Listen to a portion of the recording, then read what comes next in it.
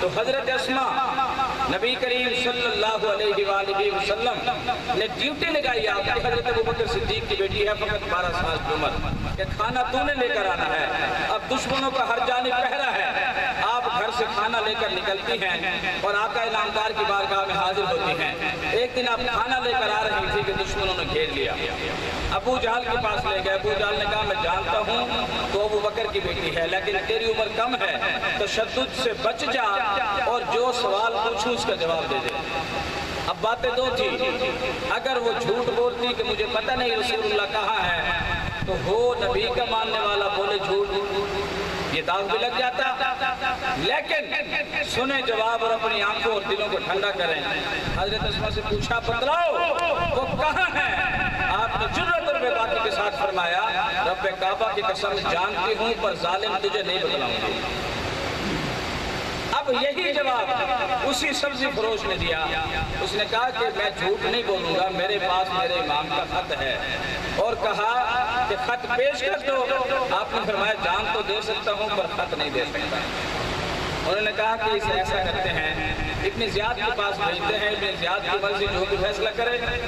ابن زیاد کے پاس سپاہی جکڑ کر لے گئے، ہاتھوں میں بیڑیاں پاؤں میں بیڑیاں۔ اب ابن زیاد نے کہا اپنی جوانی پر رحم کھا اور جو تو چاہتا ہے ہم تجھے دیں گے، وہ خط دے دے۔ اس نے کہا میری بیڑیاں کھلواؤ میں خط دے دیتا ہوں۔ بیڑیاں کھلوائی گئی، اس نے خط کو نکالا اور فوراً اپنے منہ میں ڈال کر اس خط کو چبا لیا۔ اب جو خط میں پیغام تھا وہ یزید تک نہ پہنچا۔ ابن زیاد نے کہا کہ تو نے ہم سے وعدہ کیا تھا۔ اس نے کہا بدبخت تو کون سے وعدے کی بات کر رہا ہے؟ تم نے تو جو کلمہ پڑھ کر وعدہ کیا تھا تم اس وعدے کو بھلا چکے ہو۔ اس نے کہا کہ اب بھی میں تیری جان بخش سکتا ہوں، شرط یہ ہے کہ تو منبر پر کھڑا ہو کر حسین ابن علی کی شان میں گستاخی کر اور گالیاں دے۔ اس نے کہا تیری یہ بات بھی منظور ہے؟ اس نے کہا دھوکہ تو نہیں دو گے؟ اس نے کہا بالکل نہیں دوں گا، لیکن میری بھی شرط ہے تیرے پاس دربار میں 50 بندے بیٹھے ہیں، ذرا پورا علاقہ اکٹھا کر، سب سنیں کہ میں تیری بات کو کیسے پورا کرتا ہوں۔ بڑی لاجواب بات ہے۔ اب پورا دربار بھر گیا، گلیاں بھر گئی، اب اسے منبر پر کھڑا کیا گیا، اس نے رسول اللہ اور آپ کی آل کی تعریف کی۔ ابن زیاد نے کہا میرا وعدہ کہاں گیا؟ اس نے کہا کرتا ہوں، تیرا وعدہ میں پورا کرتا ہوں۔ اس نے کہا ابن زیاد تجھ پر، یزید پر، شمر پر اور جتنے تیرے پیروکار ہیں سب پر لعنت ہو۔ سبحان تم سب پر لعنت ہو، قیامت تک کے لیے لعنت ہو، تم پر لعنت ہو، تمہاری آل اولاد پر لعنت ہو، تمہارے گھرانے پر لعنت ہو، تمہارے حسب نسب پر لعنت ہو۔ اس نے کہا تو نے ہمارے ساتھ پھر وعدہ خلافی کی۔ اس نے کہا کہ ایک وعدہ جو میں کر کے آیا ہوں میں ہر حال میں اس وعدے کو پورا کروں گا۔ ابن زیاد نے کہا اسے لے جاؤ اور جہاں یہ بلندی پر کھڑا ہے یہی اس کا سر قلم کر دو۔ اب اس نے فوراً جب وہ غلام آیا آپ کا سر قلم کرنے کے لیے، امام علی مقام کی جانب چہرہ پھیر کر کہا یا حسین جو وعدہ کیا تھا اس وعدے کا عملی منظر دیکھنا چاہتا ہوں۔ بس یہ سوال کیا، یہ مسکرا دیا۔ اب جلاد نے کہا سوال کس سے کر رہے تھے، کس کو اپنا دکھڑا سنا رہے تھے، کیوں مسکرا رہے تھے؟ کہنے لگا رب کعبہ کی قسم جو جنت کا وعدہ حسین ابن علی سے کر کے آیا تھا، میں ابھی حاجت بیان کر رہا تھا، میں نے اپنی آنکھوں سے جنت بھی دیکھ لی ہے۔ دیر نہ کر، ابھی پورے میرے استقبال کے لیے موجود ہیں۔ اس نے کہا تجھے موت اتنی پیاری ہے؟ اس نے کہا پیاری اس لیے ہے کہ حسین سے جنت لے کر آیا ہے۔ سبحان اللہ۔ یہ ہے دوسری منزل۔ اب تیسری منزل کی جانب آتے ہیں۔ اب تیسری منزل پر یہ قافلہ پہنچا، یہیں پر ہم اپنا اختتام کریں گے آج کے لیے۔ اب ایک صحابی حضرت زہیر بن قیس رضی اللہ تعالی عنہ، اس منزل کا نام ہے ضرور، سواد رے واو دال۔ اب حضرت زہیر بن قیس آپ کی شادی کو 2 مہینے ہوئے ہیں، آپ اپنے قبیلے کے سردار ہیں، صحابی ہیں، 50 کے قریب آپ کے ساتھ افراد ہیں، آپ جا رہے ہیں اور آپ نے جب قافلہ دیکھا تو آپ رک گئے۔ اب پوچھا کہ یہ کون ہے؟ کہا گیا کہ یہ اہل نبوت کے خاندان کے افراد ہیں۔ اس نے کہا کہ ایسا کرتے ہیں کہ اس خاندان سے آگے نہیں چلتے، کیونکہ جو ان سے آگے ہونے کی کوشش کرتا ہے اس کا ٹھکانہ پھر جہنم ہے، ان کے پیچھے پیچھے چلیں گے۔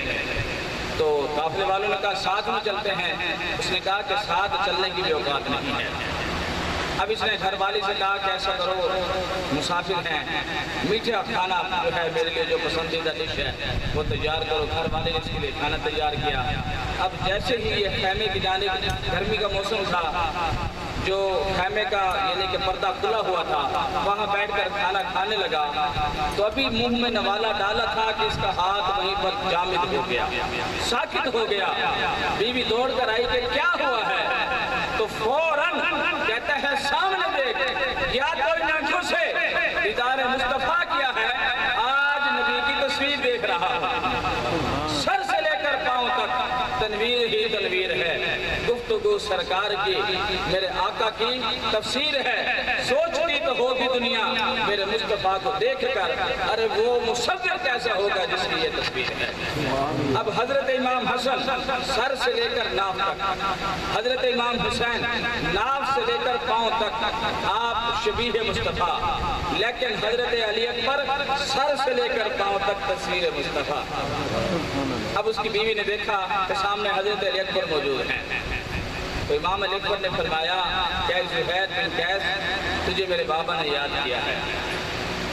عرض کی حضور میں بھی چلتا ہوں۔ روانہ ہوئے، آپ بارگاہ حسین میں پہنچے، عرض کی حضور آپ کی ذرہ نوازی آپ نے یاد کیا۔ آپ نے فرمایا کہ یاد کرو زہیر بن قیس، تم نے ایک جنگ میرے نانا محمد مصطفیٰ صلی اللہ علیہ وسلم کے لشکر میں رہ کر لڑی ہے۔ لونچر اس غزوہ کا نام تھا، اور اگر تمہیں یاد آ جائے کہ حضور یاد ہے، آپ نے فرمایا کچھ اور بھی یاد کرو۔ کہنے لگے حضور مجھے یاد آتا ہے کہ میں جب ہر ایک کو مال غنیمت ملا، فرماتے ہیں مجھے اتنا زیادہ مال غنیمت ملا کہ میں جب اس مال غنیمت کو اٹھانے لگا تو میں اس سے اٹھا نہیں، اتنا زیادہ مال میرے آقا نے مجھے عطا فرمایا۔ تو حضرت سلمان فارسی آئے، میرے چہرے پر مسکراہٹ دیکھی اور فرمایا اے زہیر بن قیس، آج تیرے چہرے پر بڑی خوشی ہے، آج کی ساری زندگی کے لیے مال کافی ہے۔ فرمایا یاد رکھو اس سے زیادہ خوشی کا دن ایک اور بار آئے گا تمہاری زندگانی میں، جب تم حسین ابن علی کے سامنے پیش ہوگے اور وہ دو لکیریں بنا کر بیٹھے ہوں گے۔ عرض کی حضور مجھے ساری بات یاد آ گئی۔ آپ نے فرمایا نیچے دیکھو، نیچے دیکھا تو زمین پر دو لکیریں تھیں۔ آپ نے فرمایا ایک راستہ وہ ہے جو جہنم کا ہے، جو راستہ یزید کا ہے۔ آپ نے فرمایا ایک راستہ وہ ہے جو جنت کا راستہ ہے، جو حسین ابن علی کا راستہ ہے۔ کچھ یاد آیا؟ عرض کی حضور مجھے نبی کے صحابی کی بات یاد آ گئی، مجھے بھولا ہوا زمانہ یاد آ گیا، آج ساری یادیں تازہ ہو گئی۔ رب کعبہ کی قسم جو بات حضرت سلمان فارسی نے کہی تھی، یا وہ جانتے تھے یا میں جانتا تھا، یا آج آپ نے وہ باتیں خود بیان فرمائی ہیں۔ میرے مولا آپ پر ہر چیز قربان ہے۔ آپ نے فرمایا ہر چیز پہلے سے طے ہو چکی ہے، ہر چیز طے ہو چکی ہے۔ آپ نے فرمایا تو میرے لشکر کا میمنہ کی جانب سے سردار ہوگا۔ اس نے کہا حضور والا میں جان تو قربان کروں گا، میری بیوی بھی ہے۔ آپ نے فرمایا اس سے پوچھ لو وہ کیا چاہتی ہے۔ عرض کی حضور اگر نہیں مانے گی تو چھوڑ دوں گا۔ آپ نے فرمایا نہیں، چھوڑنا ہرگز نہیں ہے، حسین کسی کو چھوڑتا نہیں ہے، حسین ساتھ ملاتا ہے۔ اب اس نے بیوی سے پوچھا، بیوی نے کہا مجھے ساتھ لے چلو۔ اب بیوی ساتھ آئی، اس نے کہا حضور اگر آپ اس کے ساتھ جنت کا وعدہ کر رہے ہیں تو یقینی بات ہے آپ جنت کے وارث ہیں، مالک ہیں۔ آپ نے فرمایا مدعا کیا ہے؟ حضور جب اس کو موت آئے تو پھر مجھے بھی ساتھ میں آ جائے، میں پھر کسی اور کا منہ نہ دیکھوں۔